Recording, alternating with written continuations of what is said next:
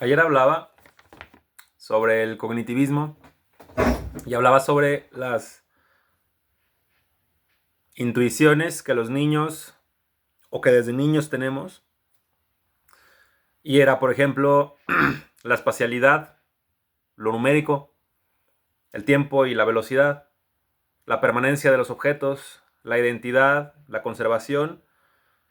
Y respecto a la conservación, lo que no expliqué es que la conservación no entiendo en realidad si se refiere a la conservación del individuo, por ejemplo, incluso de la especie instintivamente, pero la idea de que hay cosas que uno debe hacer, que si no hace, todo es peor. Entonces el control de esfínteres es algo así, por ejemplo, psicoanalítico lo que digo, pero es algo así. Pero quizá la conservación también se refiera, por lo que entiendo,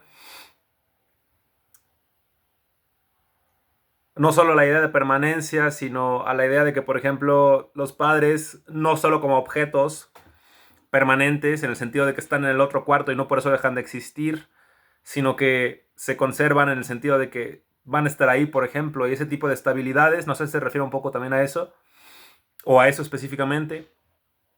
También se descubren patrones de juego. Los patrones de juego, o sea, lo de juego es súper constructivista, porque la idea del juego es, ¿qué es un juego? Un juego es, hay reglas, hay objetivos, hay limitantes, etcétera, ¿no? Puede ser cooperativo, puede ser competitivo, puede ser una mezcla. Todo lo que hacemos es un juego. Leer un libro es un juego.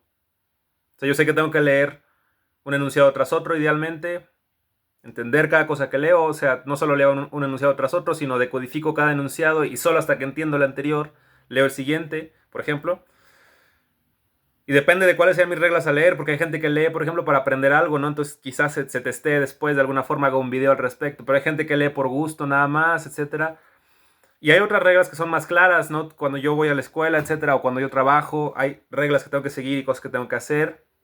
Pero incluso en todo momento, aunque no solo sea lúdico, también cuando hablo con alguien, para socializar hay reglas. O sea, sé que conviene que escuche, pero también que hable, ese tipo de cosas. Entonces todo es un juego. O sea, todo tiene reglas. O sea, incluso lo más desorganizado que se te ocurra tiene reglas. O sea, hacer arte desorganizado, por ejemplo, y decir, wow, yo soy súper vanguardista y todo eso también tiene reglas porque, bueno, hacer una obra vanguardista, que aunque sea aventar una cubeta de pintura sin aparentemente patrón, igual la idea de que quiero hacer algo que no tenga un patrón ya es en sí un patrón, ya es en sí una regla. Los patrones de juego están en todos lados y el constructivista diría que entre mejor aprendamos a jugar los juegos, mejor nos va a ir. El coeficiente intelectual es una medida de la más real que existe en psicología. Se cree que el coeficiente intelectual no significa nada por dos razones. Una, porque te lo hacen en la escuela y te lo hacen mal, en la primaria, por ejemplo. A mí me lo hicieron mal. Un saludo al Instituto Leonés. Un saludo al Instituto Leonés, sí. Eh, y te lo hacen, te hacen una serie de preguntas computarizadas que te las aplican, no sé si un psicólogo, pero esos tests no son muy buenos, no tienen tanta validez, ni siquiera estoy seguro que tengan validez alguna, y te testean muchas cosas, y la gente dice, esto es pura lógica matemática, entonces la gente dice, bueno, es que hay gente que también es artista, hay gente que también es muy buena verbalmente, eso no lo evalúa el test del coeficiente intelectual, pero eso no es cierto, porque hay tests de coeficiente intelectual como el Wechsler, como Kim Wechsler justo, y, y estos en particular evalúan cuatro áreas, creo que son cuatro, a mí me hicieron uno, por ejemplo. Te lo aplica un psicólogo, duras quizás 4 horas haciéndolo. Normalmente duras como 2, 3, pero hay gente que dura más. Es un poco, depende de la habilidad que tengas en tanto coeficiente. Y no solo evalúan la lógica matemática, que no solo es lógica matemática, porque, bueno, hay matemáticos muy buenos que no son buenos haciendo cálculos numéricos, por ejemplo. Creo que Roger Penrose es uno de ellos. Creo que Stephen Hawking era otro, creo que Einstein era otro. O sea, no es como que seas idiota por no saber sumar o por hacer sumas y que salgan todas chuecas. Pero la idea de la lógica matemática es más profunda que eso, que solo sumar cosas, sino tiene que ver con encontrar patrones, con usar la lógica. O sea, la gente que cree que las matemáticas son números es gente que no sabe de matemáticas. Y aparte está la parte verbal. O sea, si eres bueno explicándote, etcétera, eres sofista si se quiere, eso también tiene que ver con lo verbal. También se evalúa la retención, la memoria a corto plazo específicamente. No sé si también está involucrada otro tipo de memoria, porque hay varios tipos de memoria. Está la memoria semántica, la memoria procedural, la memoria a largo plazo, a corto plazo, etcétera. Pero sí se evalúa, por ejemplo, cuántos dígitos de algo puedes recordar o cuántas palabras puedes recordar o cosas así. Cuántas conexiones puedes hacer entre distintos conceptos, ese tipo de cosas. No estoy seguro de si lo espacial también se evalúa en el sentido de que se evalúa si eres bueno, por ejemplo, memorizando no solo patrones, sino espacialmente patrones. O sea, yo no sé, pero teorizo que el coeficiente intelectual también evalúa qué tan bueno eres, por ejemplo, direccionándote. En cierto sentido, perderte o no. También yo personalmente lo entiendo como que el coeficiente intelectual también influye porque tiene que ver con qué tanto recuerdas ciertos patrones, pero además qué tanto te orientas. Es quizás un área más distinta que solo el de los patrones. Pero, o sea, el test evalúa muchas cosas distintas. Y en realidad es un test generalísimo en el sentido de que está evaluando casi cualquier habilidad que usa casi cualquier ser humano en casi cualquier situación de la manera más abstracta posible. O sea, no puedes decir que el test no significa nada, porque está evaluando casi cualquier cosa que podrías hacer, salvo quizás habilidades físicas, como hacer deporte, etcétera. Pero sí evalúa la cognición de manera muy fidedigna. Y hay tests cada vez mejores, más modernos, como el Wechsler, etcétera, que también te los tienen que aplicar en individual, ese tipo de cosas. Hay algunos que están adecuados a niños, otros... O sea, el test del coeficiente intelectual no solo es de los que tienen más validez en cualquier caso para la psicología. O sea, porque hay muchas cosas en psicología que tú puedes decir esto no tiene tanta validez. O sea, el psicoanálisis, por ejemplo, etcétera, porque puedes tú decir cosas al respecto y no son tan difíciles de negar. Puedes tirarle mierda a los gestalt, a los humanistas. Sí, se puede, pero el test de coeficiente intelectual es difícil de tirarle mierda. Y por otra parte, el test, o sea, en primer lugar se tiene una mala concepción del test, por eso o sea, una concepción errónea del test, por eso se cree que el test no sirve para nada. Pero pues no es cierto, ¿no? Solo que no se aplica bien y se aplica de manera masiva y además se aplica lo que le choca a la gente es que se aplica con un énfasis capacitista. Entonces, si tú tienes un alto... Es como el capítulo de Los Simpson donde Bart bueno, hace trampa y según es muy listo y... O sea, en mi opinión eso ya es señal de que es muy listo, porque si puedes hacer trampa para lograr que crean que eres muy listo, pues ya eres algo listo, ¿no?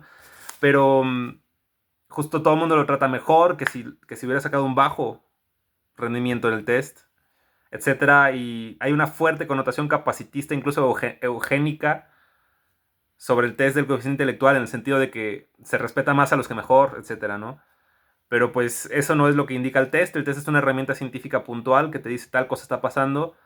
Es como si te hicieras un test también de salud. O sea, si tú sales con riesgo de diabetes, en principio, aunque es recomendable tomártelo de forma como advertencia, etcétera, hay gente que no se lo toma así. O sea, los tests no son normativos. Los tests solo te indican qué está pasando empíricamente. O no sé si empíricamente, pero qué está pasando en una realidad factual, inmediata, empírica, eso sí.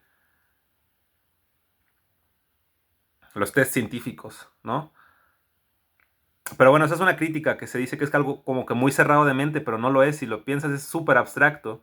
Y es una medida que de hecho coincide mucho con el éxito, al menos el éxito laboral en las personas. O sea, gente que saca alto coeficiente intelectual y además si están siendo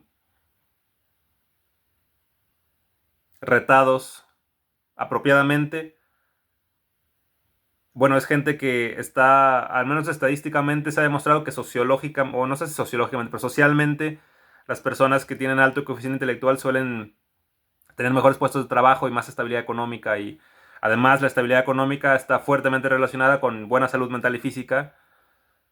Entonces, es muy interesante el test de coeficiente intelectual porque entiendes que no es tanto el sistema, o sea, que tal cual sí hay gente más competente que otra.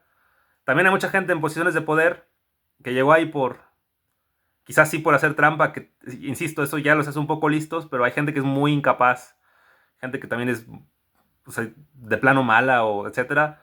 Claro, sí, hay muchas cosas malas en el sistema, pero por cómo está acomodado, la idea de que en teoría entre más competencias tengas, entre más competente seas, en principio, y en principio entre más competente seas, más recompensas te dan, tampoco es tan mal el sistema. Entonces el test de coeficiente intelectual además, o sea, no solo está descalificado socialmente por gente que no sabe del tema, sino está descalificado socialmente también por gente erudita que cree que el sistema está todo mal y que etcétera, que tiene un buen punto ahí, pero, pero es que no puedes negar la evidencia de que las personas que suelen ser más capaces que otras en coeficiente intelectual, no puedes negar la evidencia de que les suele ir mejor y de que suelen tener mejores vidas, etcétera. Tampoco es tan plano, o sea, la gente con alto coeficiente intelectual también tiene más problemas emocionales, al menos en lo que se entienden a sí mismos, lo cual puede tomar mucho tiempo y pueden estar sujetos a muchos maltratos inadvertidos porque puede que mucha gente los califique incluso de idiotas porque, bueno, gente con alto coeficiente intelectual posiblemente tendrán muchos problemas para concentrarse, por ejemplo, para concentrarse o para dormir o para socializar o podrían estar en el espectro autista también o etcétera y entonces socialmente parece que, pero en realidad es otra cosa, pero se los trata de formas culerísimas también. Tampoco es tan obvio y también esa gente también como tiene no solo se saben a veces muy listos, pues también por saberse muy listos también se confían y hay un gran ego ahí y pasan cosas como que fuman mota todo el día y no hacen nada. Y, o sea, también pasa eso, pues. O sea, tampoco es tan plano, tampoco es tan positivo, tampoco es tan lineal, pero en la mayoría de los casos parece que entre más coeficiente tengas, esto predice con bastante fiabilidad, con bastante confianza, que un poco cuál será tu futuro, al menos en un mundo capitalista. Entonces no pretendo defender nada o etcétera, pero me parece un mal argumento decir que todo está mal y que no hay ninguna gente competente porque sí hay gente competente y sí está demostrado y etcétera. Es complicado, ¿no? Pero tampoco es tan complicado como para decir no entendemos nada. Sí entendemos algo y entendemos que sí hay una competencia, una estadística, etcétera. Y eso a la gente le molesta. Bueno, por muchas razones. O sea, una de ellas es, pues hay mucha gente frustrada también, que tampoco es tan lista. Entonces culpan al sistema también. También hay gente que es muy lista y que le ha ido mal por mala suerte o por malas decisiones o etcétera. También sistémicamente les puede haber ido mal. Pero, o sea, de nuevo, es difícil negar una evidencia tan fuerte, ¿no? También.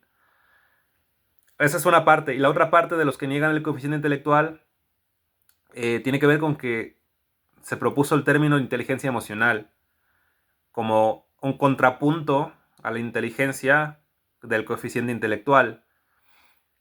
Yo leí el libro que lo propone. mm, De hecho, me lo recomendó mi psiquiatra cuando iba. O sea, ya me dio de alta, pues, pero cuando iba. Y bueno, tenía que ver con que me consideraba listo, pero decía que tenía malas habilidades sociales. Y tiene un punto, o sea, sí. Pero, pero, bueno, me lo recomendó y entonces en el libro leí que decía que justo, o sea, era como una afrenta al coeficiente intelectual porque decía esto no es lo único que importa. Incluso decía es esto otro, la inteligencia emocional es la única que importa. Porque el argumento de que si un niño es muy listo pero no sabe expresar sus emociones, entonces se muere, ¿no? Algo así explota. em, ese argumento chabacano, ¿no? Que mira, me gusta más ese argumento que la idea de que tengas un hijo superdotado y lo hagas mierda y lo obligues a hacer cosas. O sea, me gusta más pensar que el niño debería, bueno, no sé si debería, pero sería tal vez preferible que se sintiera bien en su casa y que lo trataras como una persona. O sea, sí, pero es una mala tesis porque, o sea, es muy chabacano, no te explica por qué, no usa estadísticas para decirte eso. Y luego también tiene un apéndice donde te explica cómo funciona incluso, o sea, es estos libros. Es como el hombre multiorgásmico también, ese es otro libro que tampoco está tan aceptado, pero que, bueno, el hombre multiorgásmico habla de, y también hay la mujer multiorgásmica, la pareja multiorgásmica. La idea es que en Oriente hay técnicas sexuales que mejoran la salud global y que previenen el cáncer y cosas así. Y suena muy convincente cuando lo lees, o sea, me interesó alguna vez ese libro y Sin embargo, pues es que la evidencia está un poco truqueada porque no sé muy bien del tema en particular de este último que digo, de lo multiorgásmico, pero como que podría ser coincidental también. O sea, se argumenta, por ejemplo, que si se hace ciertas cosas sexualmente y no otras que se tienden a suponer como obvias sexualmente, si te vas, digamos, por el camino oriental, tu salud global mejora, etcétera, y muestran, no estadísticas per se, pero sí, bueno, sí muestran estadísticas, pero además muestran como ciertas gráficas y cosas.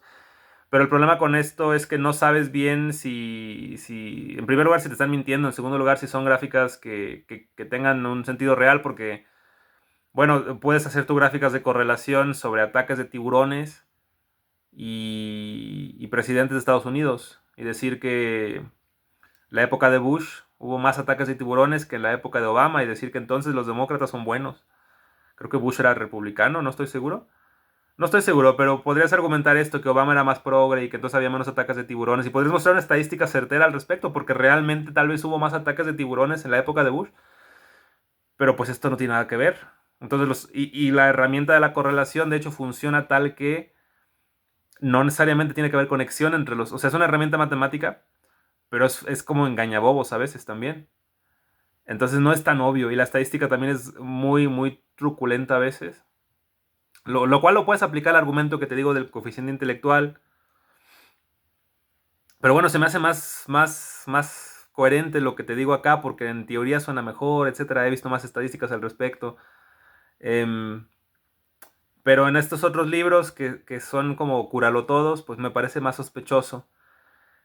Y específicamente en el libro de La inteligencia emocional de Daniel Goleman, que es uno de los que mayormente propuso el término, te habla de la neuropsicología de la emoción y te lo explica como en Intensamente.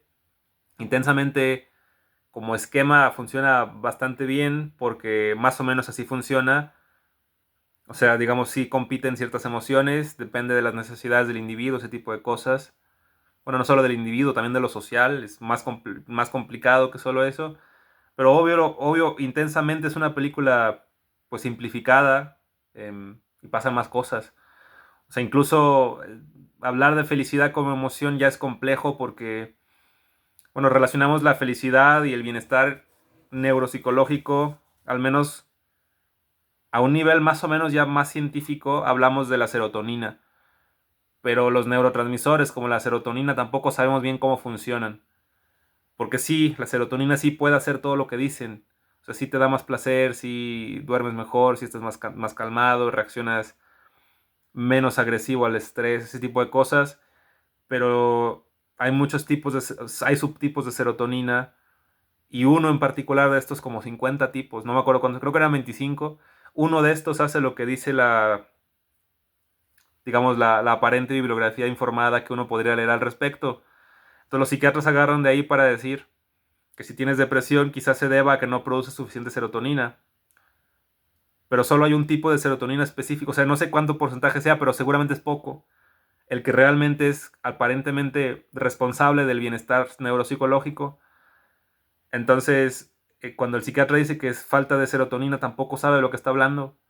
O sea, no digo que yo sepa más que un psiquiatra, pero digamos, se puede investigar y eso es un contraargumento. Y la serotonina entonces, o sea, no es tan obvia, hay muchos tipos de...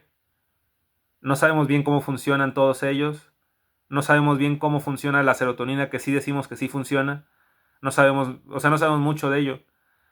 Entonces es complicado y lo sobresimplificamos. Y el libro de la inteligencia emocional justo te explica que todo funciona más o menos cognitivamente como está aceptado en la literatura más dura cognitiva. Entonces te dice que, por ejemplo, te sucede algo y tú reaccionas al respecto basándote en esquemas antiguos que tenías. Un ejemplo, supongamos que tengo ansiedad social y me habla una persona nueva, y entonces tengo ansiedad social por malas experiencias, quizás bullying o algo así, ¿no? Y entonces si me habla alguien nuevo entro en pánico en lugar de ser más receptivo, y entonces pasa que me comporto atípicamente con la persona, incluso con miedo, y soy muy evitativo y no sé, me invita a algún lugar, le digo, no, es que no puedo. Me dice, bueno, si quieres el otro día. y le digo, no, es que ese día tampoco puedo. Y sabes, cosas así como súper evitativas.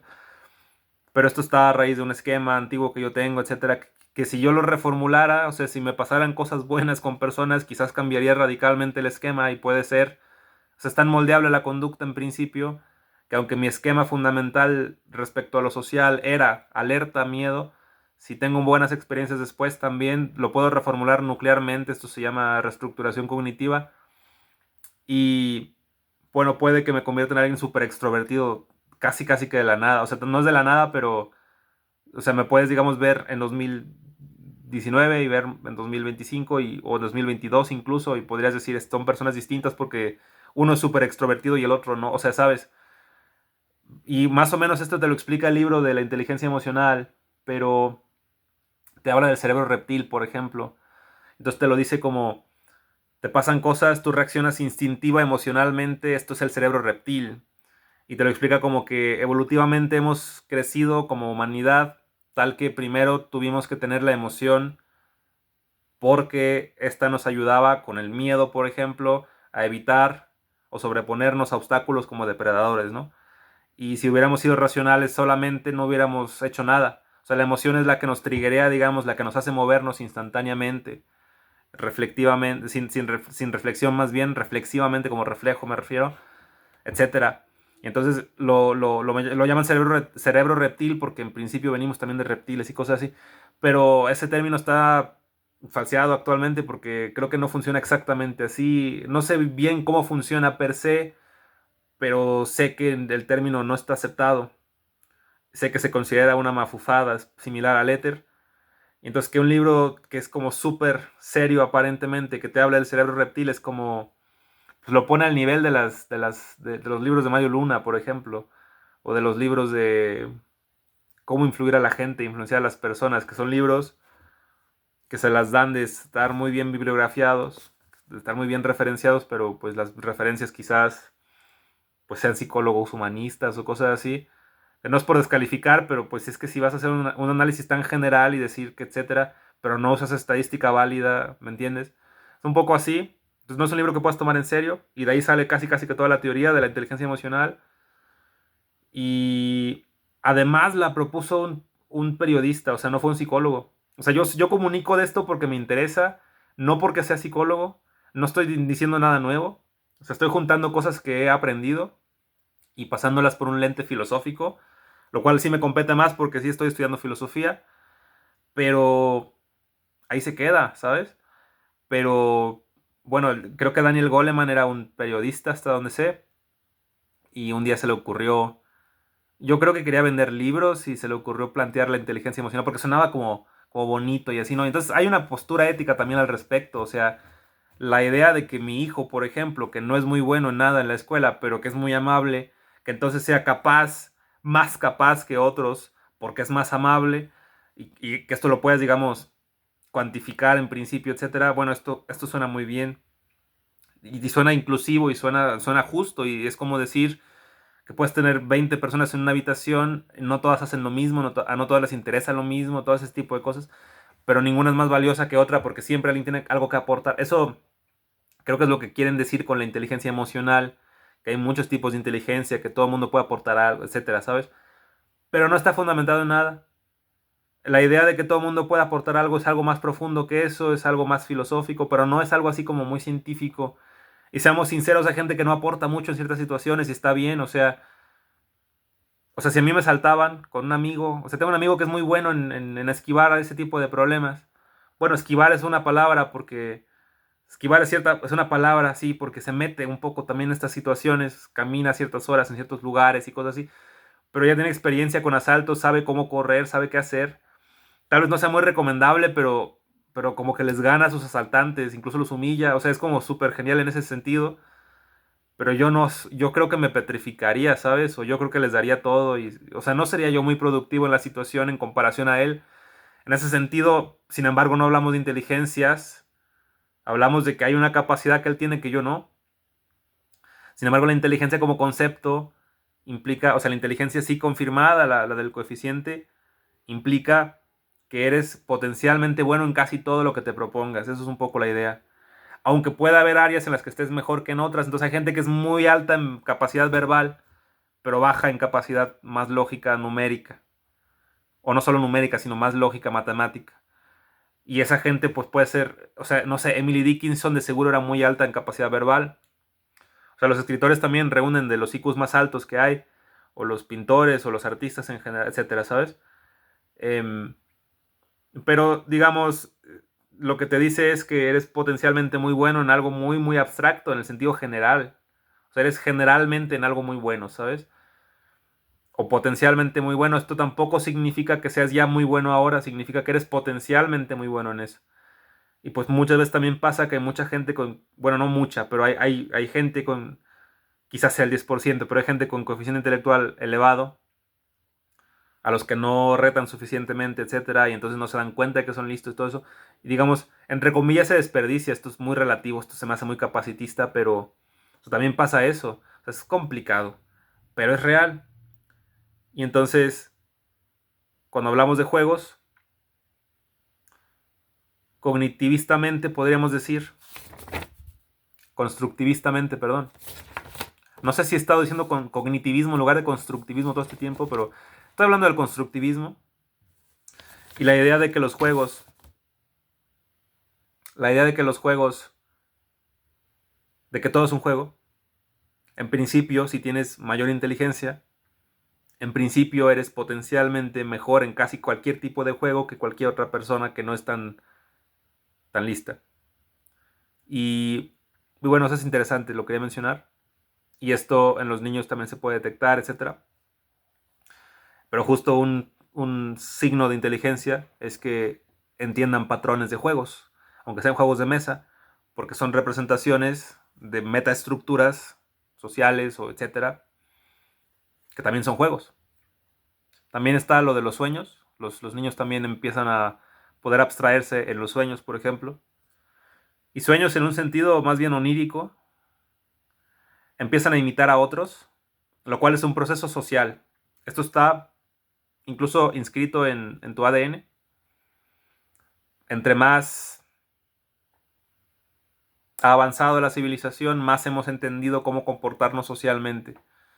Hay muchos pactos sociales. O sea, la idea de que todo es deconstruible y de que hay muchas diferentes formas de relacionarnos, y entonces el poliamor y esas cosas, es dudoso, porque hay muchas estructuras sociales que no son solo así como de a gratis, sino que han funcionado socialmente, por reduccionistas que sean, por lo que sea que sean, pero no solo han funcionado, sino que algunas de ellas también están ya inscritas en nuestro ADN. Y entonces, por ejemplo, instintivamente sabemos, porque es una conducta muy, muy arraigada humanitariamente, humanamente más bien, entendemos que hay ciertas normas sociales que se hacen. O sea, no todo el mundo lo entiende. O sea, hay gente que es más autista que otra. Yo diría que es un espectro y todo el mundo participa un poco de él. Unos más que otros, ¿sabes? Pero en principio mucha gente entiende, por ejemplo, que estar en un salón de clases, pues es estar callados y escuchando. Y habrá gente que no lo haga, pero esa gente sabe lo que está haciendo, o sea, sabe que están irrumpiendo. De hecho, es parte del placer, yo creo, de hablar en clase, porque, digamos, tal vez el chisme no sería tan atractivo si te lo contaran en un lugar fuera de clase. Es la transgresión lo que atrae, pero, o sea, funciona esto, ¿sabes? O sea, sí, así es, pues. O sea, hay muchas cosas que también están en un concierto, entendemos que van a tocar música, que la gente va a hacer cosas, que se siguen ciertas reglas sociales que no están escritas en ningún lado, que no son normativas ni siquiera, pero esta imitación de los otros es lo que socialmente nos ha ayudado a no matarnos entre nosotros, porque es un milagro, si lo piensas, que seres tan potencialmente violentos como el ser humano y cualquier animal, que al final no solo son cooperativos, también pueden ser súper competitivos, en un sentido de que se pueden comer entre ellos, ¿no? Tal vez no en la misma especie, pero sí, pues los monos también se matan entre ellos, ¿no? Y los humanos también. Entonces es un milagro que haya lugares donde un salón de clases, un concierto, incluso una marcha política, lugares en donde en principio la gente no va a matarse, sino va a hacer algo coordinado. O sea, todo el mundo hace un poco lo mismo. Eso es muy interesante y esto es la base de la sociedad. Y esta imitación pues justo empieza en el individuo infantil también. Es algo instintivo, que ya está en el ADN, que es una conducta de las principales conductas que hay y de las que más difícil es poner en palabras. Por eso hay tanto problema con gente que no sabe socializar ese tipo de cosas, porque no es tan obvio y etcétera, pero es algo como que más o menos todo el mundo hace, peor o mejor, pero todo el mundo lo hace, ¿sabes? Esencialmente. Aunque hay algunas divergencias, como los sociópatas, los psicópatas, ¿sabes? Todo eso. Pero esas son divergencias muy, o sea, estadísticamente muy raras. Y también los niños empiezan a pensar sobre problemas morales. Y de hecho, a los niños se les consideraba seres que no pensaban en nada. O sea, que pensaban en cosas, pero no en cosas profundas. Y no fue hasta que dijo Freud, aunque te choque el psicoanálisis, no fue hasta que dijo Freud que los niños tenían fantasías sexuales, que se empezó a tomar a la figura del niño como también un adulto en miniatura. O sea, está adultizado el mundo intelectual. Se cree que solo el adulto es casi que un humano. Pero pues también los niños tienen fantasías sexuales. De hecho, muchos niños empiezan a masturbar desde los 10 años.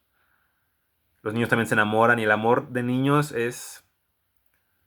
O sea, es comparable al de adultos porque yo diría que o sea, no sé si se ha medido esto, pero posiblemente la intensidad de las emociones sentidas, etcétera, es posiblemente la misma que alguien que se quiere casar, solo que estás en un juego distinto, porque el juego del adulto al casarse, pues es de responsabilidad y de encajar en la sociedad de cierta forma y ese tipo de cosas, pero los niños no hacen eso, pero, pero es como el mismo juego, pero light, ¿no? Pero eso no le quita la intensidad ni la importancia, de hecho es una forma de imitar y aprender y ese tipo de cosas, entonces juegos como la familia o los noviazgos juveniles, todo eso por ridículo y estúpido que suene, siguen siendo cosas fundamentales para la formación de una sociedad incluso.